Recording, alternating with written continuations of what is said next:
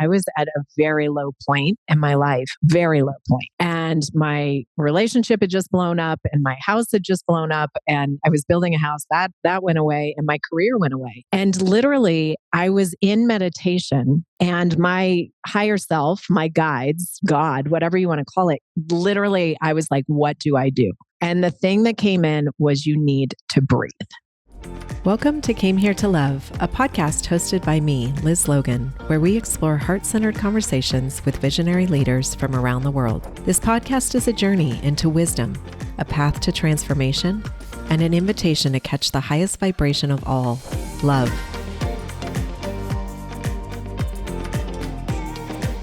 Hey guys, welcome to another episode of Came Here to Love. I'm really excited that you're here with me today. And I always give you something that I'm loving right now. I'm actually saving it for inside the episode because I want to talk to my guest about it. So stay tuned on that. I am absolutely loving something right now, and I'm going to deep dive into it in our episode. But first, I want to tell you about our upcoming episode today. We are sitting down with a genius that I have gotten to know really well over the last several months. And I'm just so excited that we get to sit down in conversation with him. He is actually a legal drug dealer, or was for many years, since he was 24 years old. And so it's kind of a risky conversation. But actually, he was eager to bring good health into his community. And so he became a pharmacist.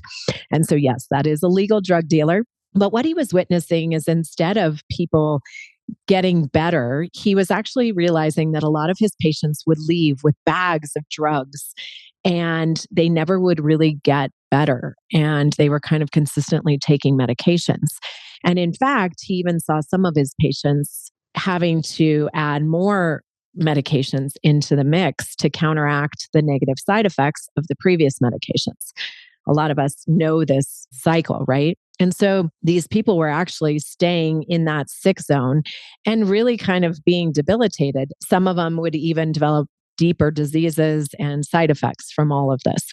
So that obviously had a huge impact on my guest, and his stress and unfulfilling lifestyle was really catching up to him to the point where he found himself in the system and he developed colitis. He was housebound for over a year, and the medical community, his doctors, said that he was in an incurable position and that he would need to take medications for the rest of his life.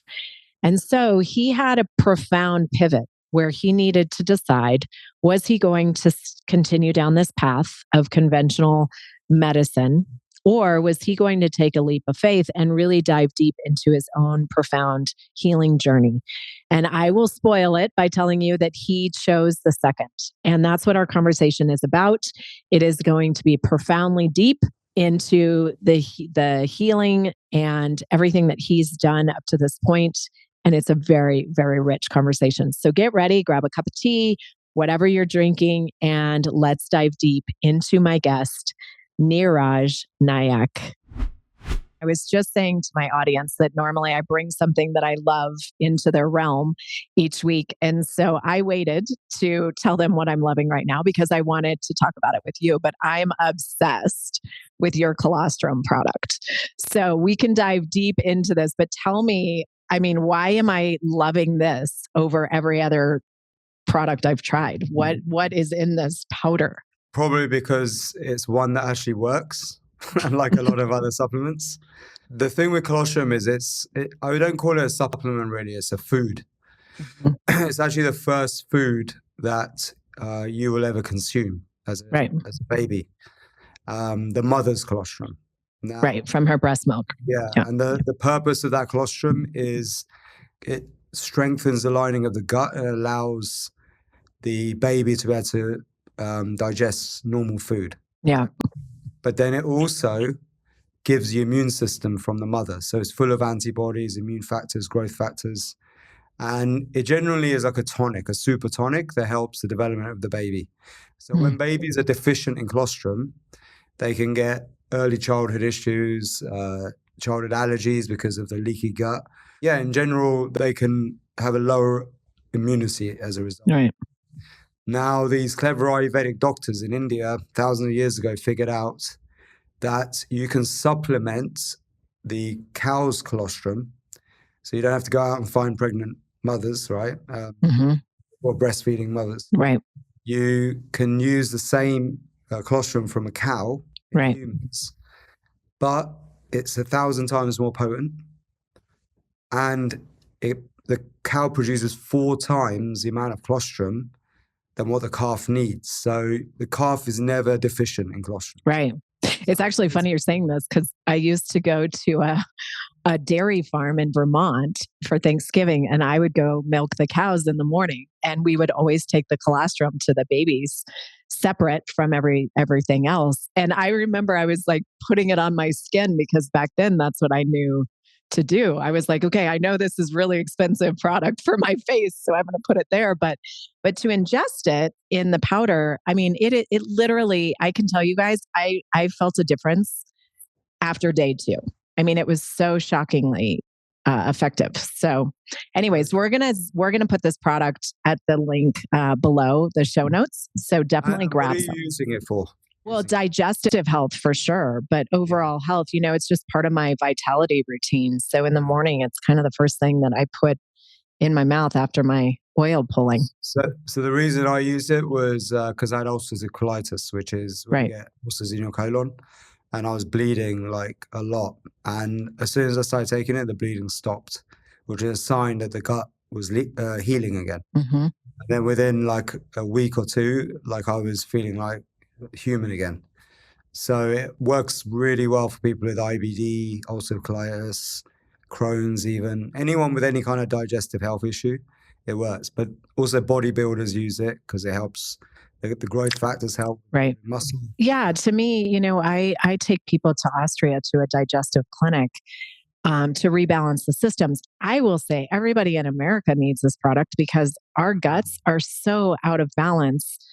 And, as we're talking about some of the other things that you've developed in your life, one of the things that I'm noticing is I'm happier. And of course, because of the microbiome in the gut that has so much to do with our brain health. So I'm telling you, like, this is I'm now a groupie for your for your colostrum. I think I bought a case of it to take to Mexico. So I'm very excited about it. Very nice. So I love it. yeah. So get that.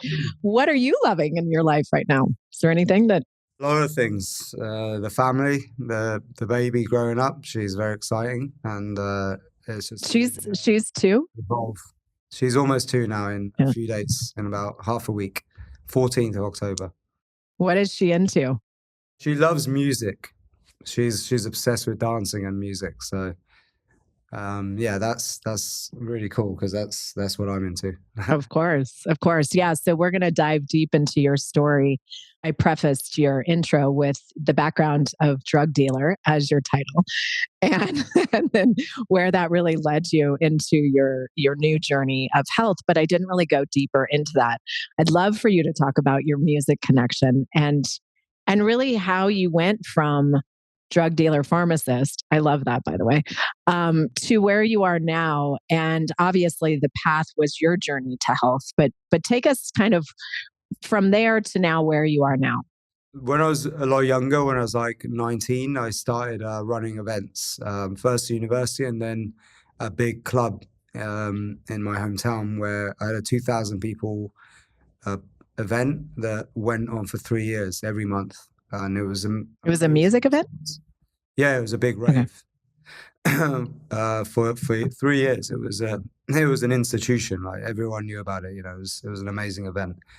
But I was a bit of a illegal drug dealer back then, and we sold a lot of stuff, and I passed a lot of things through the club to make sure we had the best supply. And yeah, it made the events extremely memorable, extremely fun, a little bit messy and hedonistic. So in the end, like actually I got in with the wrong people and I ended up losing everything and ended up having to fall back on my degree, which was a pharmacy degree. So I ended up becoming a pharmacist for 7 years of hell doing that. But that was actually the best thing that happened to me. So it was like going into jail, like a prison sentence for all my sins. But it ended up being a blessing in disguise. And it's where I really learned about what it means to be healthy. Not because of the pharmaceuticals, but because actually, in a way, yes, because the pharmaceuticals right. And I ended up getting sick with an autoimmune disease myself after a lot of stress working in a corporate rat race. And I actually got myself out of the job as a pharmacist because I got really good at getting people off the drugs. Now I was a legal drug dealer, so I was getting people off the medicines. And I did it by changing people's lifestyles just through writing shopping lists. This got me promoted to head office of a really big corporation. I was carrying out a healthy shopping list service.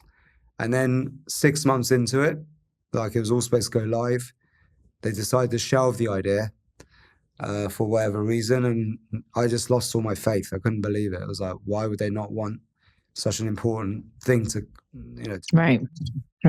Where is this in the world? Where were you? This was in the UK. Okay. And then I ended up having to go back to my pharmacy degree, my pharmacy career. But at the same time, that's when I got hit with an autoimmune disease. And now I'm housebound for almost a year, basically shitting blood 40 times a day. Wow. You're bleeding big time, like every day. So I lost like a third of my body weight. I was going to have my colon removed. And then there was a moment where I had to make a choice, either be a guinea pig for a drug, hasn't been tested, or have my colon removed. So that's when, I went really inward and I was very desperate because I was only 32 at the time. So to wear a nappy at that time was pretty embarrassing. Yeah. But then somebody came to rescue, a amazing yoga teacher in the UK called Swami Ambukananda, who's a friend of our family. She said to me, you got a gift. If you can turn this around with your tenacity and wanted to help people, you might be able to, have a story that can inspire a lot of people. And it was kind of a self-fulfilling prophecy because she taught me the foundations of Ayurveda, the breathing practices from Pranayama and some yoga techniques. And within a few months, I was back to full health. One of the things that really helped me was the colostrum, which is actually an Ayurvedic medicine. Right. That's something I discovered just going through this crazy rabbit hole journey of trying to figure out how to heal myself. But the breathing techniques were so effective at turning off the stress and getting into these kind of trance-like states where you can reprogram your unconscious mind. And that's when I fell in love with music again, making music. Instead of rave music, I was making this beautiful, ambient, relaxing music. Ceremonial music, really. Kind of, yeah. Yeah, like this kind of very soothing, therapeutic brainwave music that had become popular at the time. And that became my first actual online offering because as I healed myself, I was like, I want to share this with everybody. And I started to upload it to YouTube, like my music. And then I found this guy in America who made amazing meditations that really helps me as well. So we joined forces because I went really deep into studying online marketing at the time because I needed to get my stuff out there. So I have to go back on my old job. So I created a membership site with this guy, and he was only 17 at the time. He was like this genius prodigy, child prodigy. And we actually got to a point where he didn't ever have to have a job again because he was making enough money from that he didn't have to go to university or anything. And I, didn't have to go back to my job. So that led to then the renegadepharmacist.com, which was my first kind of job that went really viral. And then I built this music therapy business that took off. And then eventually that led to Soma Breath. And because I started to really go deep into the breath, because I felt like breath is the real pharmacy that we all have. And it was what really helped me. And then I met Wim Hof, and I became the right-hand man of Wim Hof for a bit, created the soundtrack to the Wim Hof method, went on tour with him. Sure, that was crazy. Yeah, that was wild. And we're still very good friends. But I wanted to branch out and do my own school that has more of a pharmacy of techniques, focused on the breath. That became Soma Breath. And boom, now we've got like over 3,000 instructors around the world. It's crazy. It's, I think for me, I've been teaching breath, wellness modalities for the last 22 years. And it's an interesting thing, breath, because I think even as a teacher and watching people breathe, it's something that we don't do and we don't do consciously. And it was actually my story connection to you is kind of a profound one because I was at a very low point in my life, very low point. And my relationship had just blown up and my house had just blown up and I was building a house that went away and my career went away. And literally I was in meditation and my higher self, my guides, God, whatever you want to call it, literally I was like, what do I do? And the thing that came in was you need to breathe. Mm. And it was so profound because the way it came in, it was like a lightning bolt, which always are those moments that you have to pay attention to. Yeah. But I was like, what does that mean? And for the first time in my life, I was like, what does breath really mean? What does it mean to breathe? And not the way that I had known it up to this point through, the various practices and modalities. And so I actually ended up doing some research online and I came across you.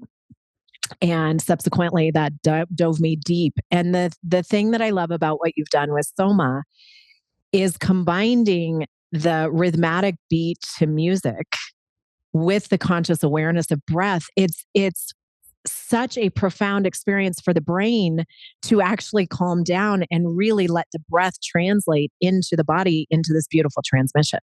I've never experienced anything like it, really. So it's profound work you're doing. Thank you. Yeah. And rhythmic breathing is a foundation of yogic breathing. Of course. Because every function in the body is rhythmic. And every function is, these biorhythms are subservient to the rhythm of the breath. So if your breath becomes erratic, it affects the biorhythms. Of course. From the menstrual cycle to your heartbeat to your digestive cycle, sleep cycle. So by just doing a few minutes of rhythmic breathing a day, you can start to bring balance. But what I've noticed is while that's true, I still think it's really tricky for people to be focused around breath and around that discipline. And so what you've done is kind of made this creative platform giving us permission to like really sit in the breath. I mean, it really is that present moment where you bring people to and say, let's just hang out here for a second, put some good music on, and let's just really get the breath integrated consciously into the system so that it's not just, okay, you need to breathe more, because so many people say, oh, well, you just need to breathe. And it's like, that doesn't translate as well. So even pranayama, the way I've done it in the past, whether it's been in yoga class or in a meditation, the translation wasn't as profound as what you've done with this combination of Soma. So check out Soma. There'll be links to that below. But I want you to take us back, actually, because obviously you had this major transformational moment where you pivoted from a very medical modality in the pharmaceutical realm to really fighting for your life. I mean, you were not in a good position. I know a lot of people that have had colitis. It's brutal. It's very brutal.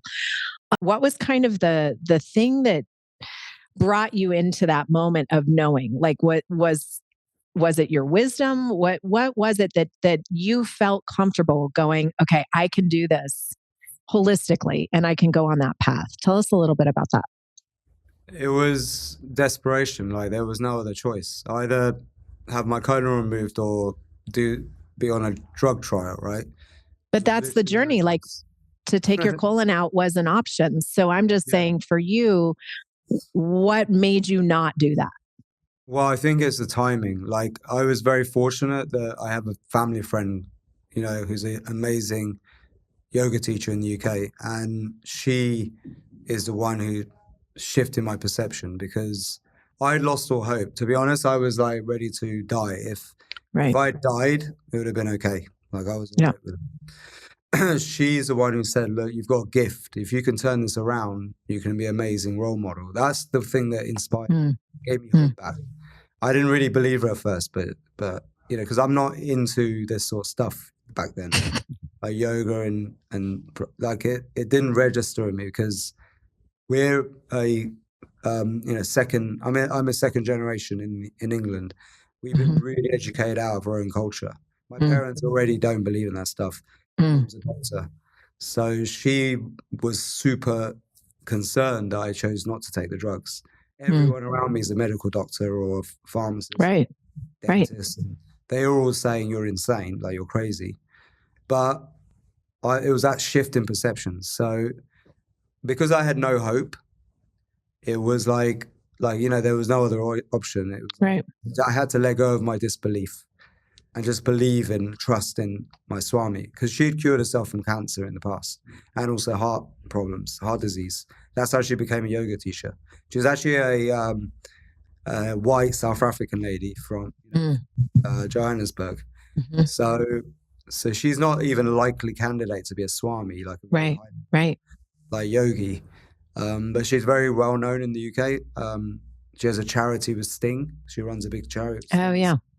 Mm-hmm. So, and she runs this charity called the Mukti Foundation that I support as well. And because of that, I was really fortunate. So actually one of the things that when I got better, I made a pact, which was not everyone has a Swami at hand. Right. So my point was I need to duplicate her and me and scale that. Right. In order to help other people not suffer like I did. Right. So my whole drive was to help people not suffer, because the colitis symptoms are so debilitating. Imagine you're spending your whole day on the toilet. No, it's awful. It was so bad and I spent so much time on the toilet. I had a social media network app called iPoo, and it was basically Facebook for people on the toilet. Oh my God. Crazy. I'm not even kidding. That is a culture I know nothing about. Yes. That's fascinating. So people would talk about, well, they just crapped that day. That was like, God, what a lonely place.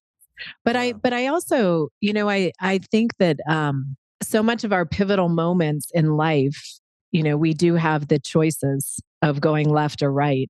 And it's always awesome when there's a guide that comes in to help you choose in the right way for your highest purpose. But I also believe, and knowing you, I also believe that you have such a connection to your intuitive wisdom and your intuition.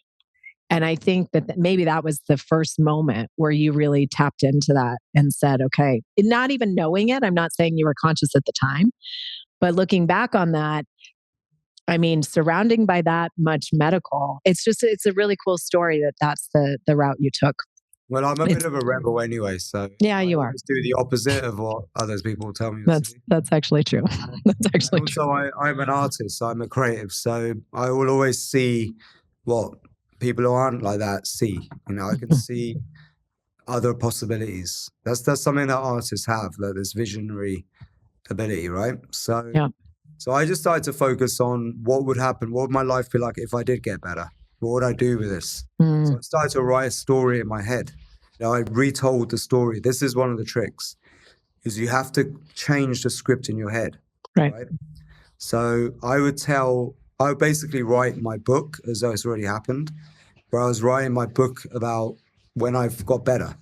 So I kept telling myself this story as though I've already written it in the present moment in my head over and over again. And I'd also use that as part of a meditation practice as well, because this is one of the books I discovered called The Power of Your Subconscious Mind by Joseph Murphy. And he was actually a Christian scientist, but he also studied Ayurveda. So it was very unique. He brought the two worlds together. He developed this own process called scientific prayers. In fact, Tony Robbins' guru is Joseph Murphy. He's the one who he learned a lot of stuff from. Yeah. Well, his books anyway. And he basically spurned the whole personal development scene, actually. He's one of the early pioneers of it. So I created my own scientific prayers. And one of his points is to say affirmations about what you want as though it's already happened. 100%. Yeah. Yeah. Which we all know is very common now in this personal development world to do that. But the way I would do it is in the form of a story. Creating a movie in my mind and then seeing myself actually already doing it in this movie. Because you want to have the voice in your head. I'm auditory, so I would use a lot of words and tell stories and speak to myself in my mind. But some people are more visionary and some people are more kinesthetic. I'm like auditory kinesthetic. So I would kind of blend this mind movie where I'd really feel being better, right? And just keep doing it and having faith. But when you do it with the music basically changes your state to a more alpha theta state where you're more receptive to suggestion. And then with the breath, the pranayama techniques, you change your state and you go deeper and deeper into these very soothing breath retention states. I love that. You basically still your mind. And this is where the power of meditation or affirmation is heightened. So if you look at our Soma breath practice, this combination of breath work with this amazing soothing rhythmic music and meditation music, but then also a mind movie meditation, which creates a story in your head as though it's already happened. You create like a movie in your mind, because our mind is very holographic in nature. Right. Project out, holographically our visions, right? And we see memories in different locations. So this was a big part of it. But then actually what happened, there was another turning point, because that wasn't enough. Because 5 years later, I went to do a darkness retreat in India. And my friend Shashi Saluna, she's one of the top tantra teachers in the world that I know. Other than the ones who probably live in the midst of the jungles of India. Right. She's the best person to translate this stuff, because she lived there with these Indian tantrikas. So she really understands it, and she's Oxford University trained, person. So she's really... Explain really quickly what a dark retreat is, just so so darkness retreat is where you go into darkness for 7 days, 7 nights, and you do these Tibetan tantric practices for that week, which basically unravels your life. And you will have your whole life unfold in front of you, like a near-death experience. Yeah. They say that when you're about to die, your life flashes before your eyes. Well, imagine the darkness after 2 or 3 days, the melatonin is so potent in your head that you get confused of what's dream world and what's real world. And then your life starts to unfold because you invoke like a near-death experience. Right. You don't actually die, you just trigger that state in your body. Right.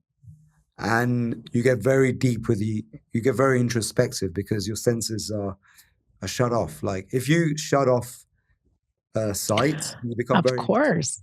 Yeah. It's much easier to tune in. Otherwise, you're very distracted. Were you scared going into that? Oh, yeah. So this is what happened. So I already had an intense fear of the dark unconsciously, because when I was a kid, I had an intense fear of the dark. I wouldn't sleep on my own for a long time. Then what happened was, like, I think as I was about to go in the dark, this intense fear crept in, and I started to get the symptoms again of the colitis, like quite bad. So I said to Shashi, I don't think I can do this. Like, I'm getting colitis again. This is crazy. And she said, this is a a manifestation of this illness. Yeah. So that you can karmically clear it once and for all in the dark. She said it with such sincerity that I was like, okay, all right, I trust her. Yeah, you get it. Yeah. And then the first 2 or 3 days was hell, because you need to go to the toilet 20, 30 times. Yeah. You're in the dark and you have to find your way using a rope. And if you miss the rope, you get totally lost. And this funny thing is, they say the souls meet in the dark. And there was this gut health specialist. Of course. She's the one who kept finding me out of all the people and taking me to the toilet. So she was a participant with you, or she was on staff?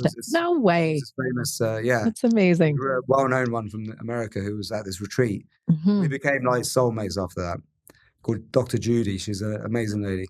So she took me to the toilet. She saved me, actually, because otherwise it was super tough.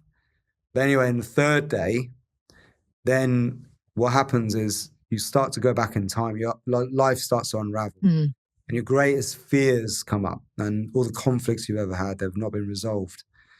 And at the turning point was this one moment where I went into this lucid dream, which was so real, so vivid. And it was basically me climbing up this mountain, right? I was getting to the top and it was freezing. It was like sub-zero temperatures. And I was with this guy, familiar voice, saying, oh my God, I think we've gone too far. And it was Wim Hof's voice. And I was like, oh, fuck. If he says we've gone too far, we've gone too far. That's it. We're in trouble. Yeah. Yeah. And especially coming from him. Yeah, exactly. If he says he never has any fear, he doesn't. Right. So then I remember slipping and his hand reaching out to grab me, and I'm flying back and he misses and I'm flying back, but I land on this snow, but I don't die, right? I don't fall that far. And then I just hear this bellow laughter, and basically it's Wim Hof and laughing because he's like, actually, we made it to the top. And I'm like, holy shit. And then at that time, because you get so much gas with colitis, I let rip this crazy bad fart that the whole retreat could hear. That was the release. And Yeah. that then triggered everybody to crack up laughing. So then it was a hysterical, like laughing, like ceremony for like the next hour. It was crazy. Like everyone just couldn't stop laughing. And that reframed fear in me.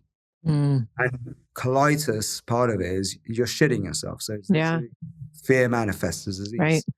And then the rest of the retreat, I remember moments of my life starts to unfold where like all the moments of fear against my parents, like people being bullied as a kid, all of these things started to come to surface, all the greatest fears I had. And I remember my mum had she had a very bad marriage actually. And when I was in the womb, it was a very hostile environment in the house. My mum and my dad's mum didn't get on. So my dad rejected my mum because of that. There's a lot of conflict. My mum just wanted to escape, but she had me. So there's a lot of fear in my mum. Of course, that was transferred. So all that transfers into, and that's probably why I had an intense fear of the dark, because my time in the womb, your whole time, quite stressful. But then it all resolves itself, right? And then at the end of the retreat, actually, it's back to full health. It was crazy. So it just lasted that 1 week. Did it feel like forever? I've had it since.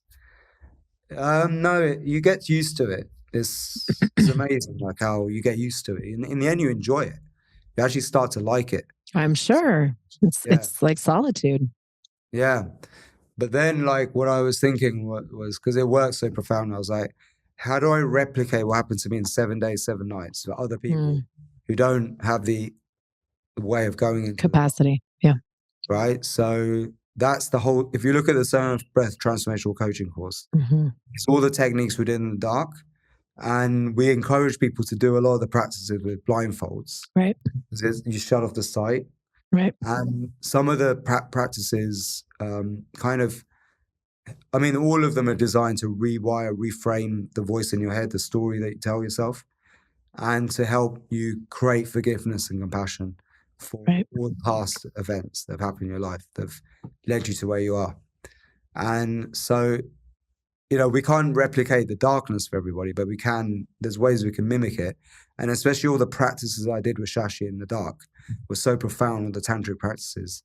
This became in the end, the transformational coaching course. And there's been other. That's amazing. That's a part of it. There's a more therapy side. Yeah. When I went to India, I discovered these. I went to India on a few different missions, but this one mission, I discovered these after-school workshops with kids where they were activating the third eye, the pineal gland in kids.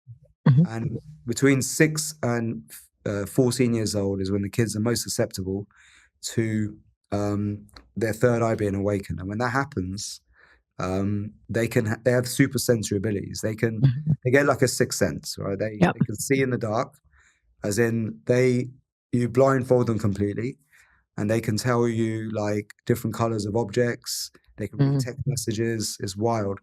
And they even ride down busy streets in Bombay with bikes. Wow. Crazy height and not get run over.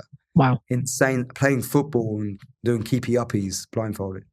I was like, this is crazy. This is insane. And also so cool that they're doing that. That they're You can find God, that's insane.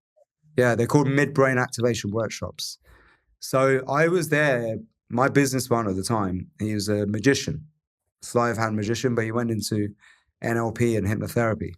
So it was a weird combination, me and him, because we were both into this mind power stuff, but he's a magician, so he could debunk magic. So we were like, right, we're going to debunk this because it looked like magic tricks. Right. And we couldn't, there was some of the kids were cheating, you could tell, but of course, you got to have those. Yeah, there was a few kids in every workshop that had undeniable sixth sense abilities, right? So I was like, wow, okay, there's something here. So then we took this method to England. I trained in it, and I started to activate kids of our friends' kids, and they were getting it. So I was like, okay, there's more to it. We've just been doing it with Gary's kid, actually. Gary's kid started to, he's like only 5 at the moment, but he started to develop the power. And actually, what happens, the side effect, you get accelerated learning, but you become more kind and compassionate. It's weird. Of course. Because it creates the whole brain connection, right? Oh, of course. And you're tapping into a different dimension.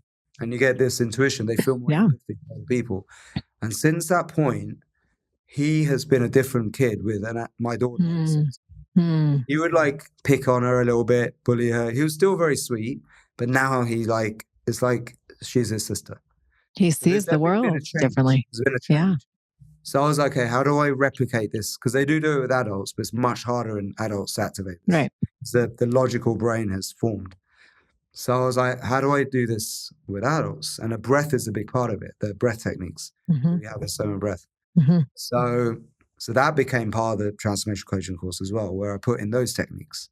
So if you look at our techniques in soma breath, it's like goes way beyond breath work. It's profound. No, it's profound. It's actually after I started doing your breath work, I was like, I have to get trained in this, because what you're doing and what, I feel like you're tapping into ancient wisdom, but you're bringing it into a platform that's modern day technology and modern day use. And so it's really the best of both worlds, because it's interesting that you've kind of lost the heritage of the Indian descent that you come from, because now you're bringing it back into the world. And so it's a very cool overlapping of ancient wisdom with modern day life. And it's genius. So tell me, because this came here to love, how does love play into all of this? Because you actually define love in such a beautiful way that I hope you know what I'm talking about, but if not, I'll tell you what I'm talking about. But tell me a little bit more about how does love play into all of your work? Well, there's a definition. I redefine love into an acronym, LOVE, level of vibrational energy. So level of vibrational energy, which I love. We have a scale of emotion, right? Where you have the highest emotional state, where you're full of love, is peace, right? Peace, just at peace. And then the lowest on the vibrational scale is apathy, where you have no love for yourself or life or anything. You can't even get out of bed. You're just apathetic. That's real deep depression. You have depression, but even further off that scale is apathy, right? It's the worst form of severe depression, where you literally can't, you're like still, you can't function. Yeah. So all of our practices, what they're designed to do is to take you from these low vibrations, these low moods, because low moods for a long time creates chronic stress, which leads to disease. That's what happened to me, right? So every technique and every practice is all leading to getting you high, right? High on this vibrational scale. Actually, you feel high at the end of it. You feel elevated. You have a boost. And you move up the scale where you go into more like passion, joy, and peace, right? So when people even experience that just for a bit, it may be for some people the first time in years or ever, where they felt such a state of bliss and peace. Right. So when you feel that, it rewires the brain. And it's addicting. You're like, I want more of that. Yeah. And then you actually find it easier then to get into that state without doing any practices. That's actually what we want with Soma Breath, is that people can access these states without needing to do any techniques. Right. Where it becomes your default state. Right. So all of our techniques are designed to do that. And we do it by changing your physiology first. Because everything we do is a result of a feeling, right? If you go back to every event in your life, it's usually triggered by feeling something. And feelings and thoughts are interacted. They interact. So your thoughts can affect how you feel, and feelings can affect how you think. Exactly. And that ultimately affects the quality of your decisions, right? So decisions is what guides us through life, navigates us through life. It decides where you go down one path or another, all right? Right. So your quality of your decisions affect the quality of your results and actions. your actions and results. So ultimately, you are as good as how well you think, your quality of your thoughts and your decisions. And that's influenced so much by how you feel. So, miserable people go on and make other people miserable. They make decisions that harm others and themselves, usually, right? I've been there. We can all relate, right? Yeah, of course. So my mission is to make people naturally high, happy, and healthy so that they go and do good things. Good things in life. Yeah. Better, right? But here's another definition of love. So this is one that actually is really important to understand, is that the problem with love as well, and that's why I don't use love as a emotion that we want to go for, really, because love, is something we can get obsessed with. Right? It can become an obsession and it can come and go. So the thing that I love about this acronym that Neeraj has come up with, the level of vibrational energy, that's really the premise of what we're talking about on Came Here to Love. It's not the emotion necessarily of love, which Neeraj is going to talk about in a minute, but it's really about how do you align yourself with your higher self so that you can stay in that high vibrational frequency. And as he was just saying, everything then changes around that. Your thoughts, your emotions, even people that you call into your life, everything pivots around that vibrational frequency. So now we can talk about the other side of love, which is that addiction, that kind of emotional addiction that has the downside that really our ego attaches more to and kind of takes us into this tailspin. So go ahead and highlight that one as well. Yeah, so love comes and goes, right?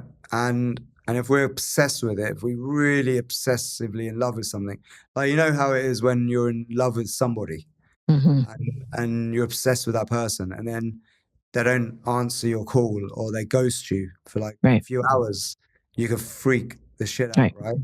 And it affects us. It can cause stress. Same thing if you're really in love with playing an instrument or music, and this is your passion and you want to share it with the world, but you're never getting that break. Musicians are some of the people that suffer the most with depression because it's so hard to make it as an artist, right? They suffer with this because they love what they do so much that if they can't do it, it's like your soul dies, right? This is what happened to me. So one thing I realized was actually what's better to go for, to strive for, is peace of mind. Because then you can invite in love, right? But if it goes away, you're okay with it. Yeah. So you can bring it in, you can let it go, and you're at peace. It doesn't matter. It doesn't affect you. Yeah, the way I explain that is that, we have really two sides of the coin. We have our egoic self, which is that attachment to love that you're talking about, and that we need something from love. Like in that egoic setting, we're asking love to be a possession and we want to control the outcome of it. Whereas when you're tapped into your soul, the soul's true expression is through love, is through the vibration of love. And what comes with that is harmony and peace and wisdom and compassion and all of those things. So for you to say that, yes, you're striving more for peace, that's because your soul knows the difference and is going, I don't need anything from love. What I am aligning with is the innate reaction of our souls when we go into love. It does stimulate peace, which again, what I love, not to oversay love, but what I really am connected to is when you do the soma work, it takes you to that place. It lets the ego quiet down and it really puts you in connection with your higher self, your soul.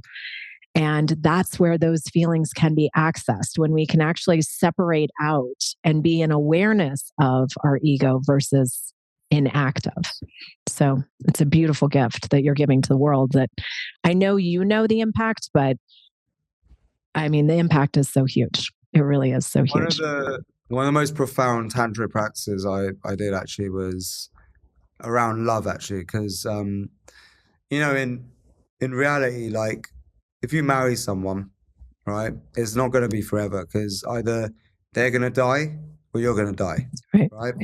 So, or the relationship's going to die. yeah, you're going to break up at some point, Mhm. whether they leave you or they die, right? Mhm. So, and this can be extremely traumatic for a lot of people who are Yeah. obsessively in love with someone. Like Mhm. now I'm married, I feel it, I feel that. Mhm.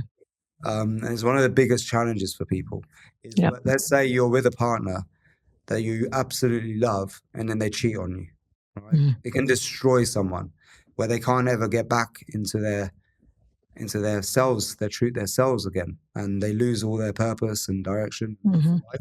They become apathetic. Happens Yep. to a lot of people actually. Yep. So in this tantra community that I lived in, one of the practices is that you kind of get thrown into intimacy very quickly with someone, and often you will like really like someone, right? You'll fancy them, and then the next day you get mixed up, and this is the first time I ever did it, so it was quite a shock. Then you get mixed up, and then you're not with that person anymore, and you see them with somebody else, Mm. right? And that Brutal. jealousy hit Brutal. is so intense. This happened to me Mm. the first time I ever did it. The first few days, I was obsessed with this one girl, and we were passionately, it was like I met a soulmate kind of thing. It was crazy. Mhm. The Mhm. next day, she gets with some other guy in front of me. Like it was like such a transition, but that helped me to rewire jealousy. Jealousy is Yeah. an issue of being in love with something, and then it gets taken away from you by Yep. somebody that you then become jealous of, right? And that can be so triggering. It causes like your heart Of course. pounding with stress, right? So being able to rewire some of these imprints is a very powerful practice. This is what leads you towards great levels of peace. When you forget all 100%. of this karmic programming that we all have. Yeah, and again, I think it's funny because I just went through that. I had a tremendous love, a soulmate, deep connection. I've never felt love like that before in my life, and was planning that to be my life until, to your point, until one of us passed away, and he decided that it wasn't where he needed to be right now, and it shocked the shit out of my system, and I was very debilitated from it. And it was this moment for me, exactly what you're saying, where it was like, okay, Liz, you need to reprogram this because you never lost anything. I didn't ever have it to begin with. And how can I stay in love and celebrate the magic that I had with this person, as opposed to getting so depressed and debilitated and angry and sad and all the things that come with grief? Of course, I had to go through those emotions, but what I sat with myself, and this is something I say often, but despite my desire, what would love do?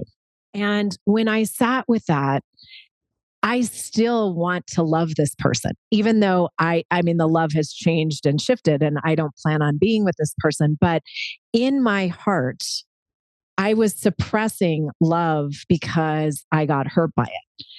And Yeah. I realized, like, I don't want to live like that. I want to love this person on his journey and have it be beautiful. And yes, maybe that means we don't ever see each other again. Maybe it means we become friends. I don't know what it means. But in my heart, when I think about this human, all I have now is love. And it took a long reprogramming for me to get there, but that's how I wanted to be. And I think it's really shifted me into a place of peace, to your point. It's beautiful. Yes. Yeah. Yes. If you could send a message to your younger self, like even before you got the colitis, but like at any point in your life, from birth to your 20s, what's the message you would tell your younger self? You know what? This question's always a difficult one because my life is so epic right now. And if you join the dots, who knows if it would be as epic as it is now if I hadn't gone through all the things I've been through. No, of course not. If you tell somebody something at that age, it could change the course of that person's destiny. And, sometimes it's better not to say anything. But is there a piece of wisdom or advice or like it doesn't have to be like, okay, when the opportunity comes up, don't go this way, go that way. But is there anything that you wish that you now know that you wish you had a little more in you when you were a young kid navigating? I mean, even what you talked about how you came into the world, into this kind of hostile environment. Is there anything you wish that you just kind of came from now back to then and whispered to your younger self? Like hang in there or anything? Well, when I was a kid, I was a very, very like shy, quiet, and I had no confidence around girls. So, if I'm going to be totally honest, it'll be like, fucking man up, man. And I love it. because actually, most girls aren't they're not as judgmental as you think. So I think I could have got more out of my system. Yeah, I love that. Because I was very afraid of women back then. Yeah. So it was only when I went to university it all changed. Yeah. There you go, boys. If any boys are listening to this, I could have had a lot more fun as a kid. Instead of all the way into university. But then also that could have distracted me from what developed my skills as a musician. Because of course, I mean, kids were out there distracted by women. I was playing my keyboard, and that's what made me into what I am today musically. So even that I wouldn't change. Which I know. And it's kind of a trick question because we can't go back and change the past, and the past happened perfectly because it didn't happen any other way. And it's always fun to think about, if I had just this wisdom come in and drop a little nugget. But I like that one. I like that you can always. The one thing is that I think I had I had a very bad relationship with my parents until when I qualified as a pharmacist, and a bit later on, I started to get more closeness to my parents. But I think part of what I would have changed about myself is the hate for my mum and dad. The pain of that relationship with them is, that's the bit where because it caused a lot of inner stress. I'm sure. Probably led to a lot of your health stuff. Rebellion, all that. So yeah, I would have probably said your mum and dad are trying the best they can, and it's not their fault, kind of stuff. But yeah, what do you feel like the world needs more of right now? The world is imperfectly perfect. It doesn't need anything more because it's a really exciting place. But it does need, if it had to have something more, I would say unity. They're so divided. That's for sure. And the internet is great for creating echo chambers. So there's some people who live in a completely different world, in their minds than others and their beliefs. And this clash of belief systems is dividing people. Of course. You can see what's going on in America right now. The division is insane. Yep. Then that's also quite exciting because from that war that's going to happen, it's inevitable. There will be a very, very amazing light uprising. Basically, I always believe that all these conflicts happen to something greater at the end of it. 100%. We have to break down systems and circumstances to get to a bigger place that we're going. And we're in a time of truth. So, so when I say unity, what are they going to be united towards? Which belief system? Right. So conflicts happen to determine what is the winning belief system that is best for humanity's growth and evolution. So right now we're going to see which belief system works best. The feudal, old, archaic, be a robot belief system, or the becoming empowered, free, liberal, actually truly liberal, not censored. Yeah. And that belief system. There's the two belief systems right now. We'll see. It's all up for debate. That's for sure. Yeah, it's all up for debate. Yeah. Okay. So I'm going to just ask you a couple other questions. So your life feels meaningful when? You can just fill in the blank. When does your life feel most meaningful? My life feels more meaningful. There's 2 or 3 times. One is when I'm with my wife in the throes of passion. That's for sure. Two is just being with my daughter. Like, that's just incredible. That's some powerful female energy in your life. Yeah, I have a lot of amazing women in my life, and including my mum. She's amazing too, who just called. And also when I'm making music, the creative process. Yeah.